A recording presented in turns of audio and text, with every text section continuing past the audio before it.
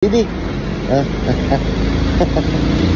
Hello mga keke! Let me introduce to you ang aking pong 4-month-old fur baby na si Baby Lucio. Yes po mga kenyos at kenyas, ang aking pong fur baby na ito ay isang lalaki. Oo, diba? Ang nagpapasaya, nagtatanggal ng aming pagod, nagpapatawa sa aming magjowa. Napakahirap talaga mag-alaga pag meron kang fur baby mga kenyos at kenyas at hindi po basta-basta ang pag-aalaga nito ha. Kailangan may tiyaga ka kasi kung saan-saan sila iiye, kung saan-saan sila magpo-poop, at kailangan po, alam nyo po, ang kanilang proper diet. At dapat kayo po ay nag-research muna ng inyong mga alagang aso bago nyo po sila alagaan ng totoo. Kasi akala ko nung una, kapag nagkaaso ka, bantay lang talaga sila, madali lang silang pakainin, paliguan, at paihiin. Pero sobrang hirap pala, kaya talagang salute na salute ako sa mga fur parents na nandyan na napakaraming mga alagang aso at kung ano-ano pa. Isang piraso pa nga lang yan mga kenyos at kenyas, pero talaga naman pong napuyat, nagka-aibag kaming magjowa kasi sobrang kulit talaga niyan dahil nga pag baby talaga sobrang playful, kung san-san iihi na lang talaga, at ang nakakaloka rito, nakakarpet pa talaga kami mga kenyos at kenyas, kaya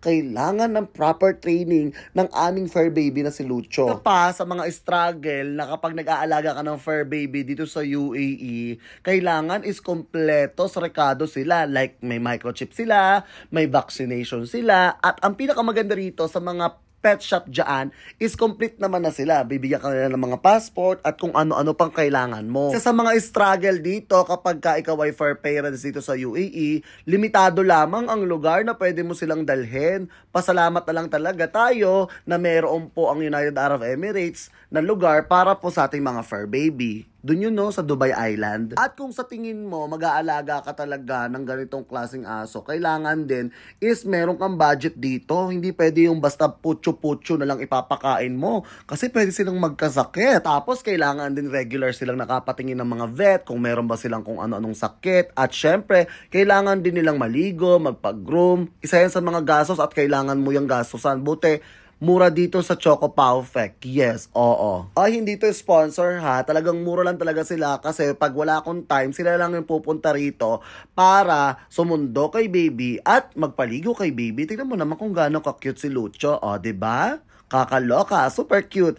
Halatang halata na excited siya na makita ako at umiiyak pa siya niyan. Daddy, daddy, daddy, away nila ako dito eh. Diba? Cute-cute talaga. Thankful din ako kay Lucio kasi nga, sabi ko nga sa inyo sa una pa lang na part ng video is kapag pagod na pagod ako, ang sarap sa feeling na pag-uuwi ka galing ng trabaho mo, may batang susugod sa'yo. Yes po, bata na rin ang turing ko sa kanya kasi may isip siya. Kung gusto niya magtampo, magtatampo siya. Kung nagugutom siya, nagugutom siya. Tignan mo, oh, ang cute-cute niya. Pagkatapos niya maligo, napaka-cute talaga. Yun lang, congrats sa mga fur mommies and daddies. Love you!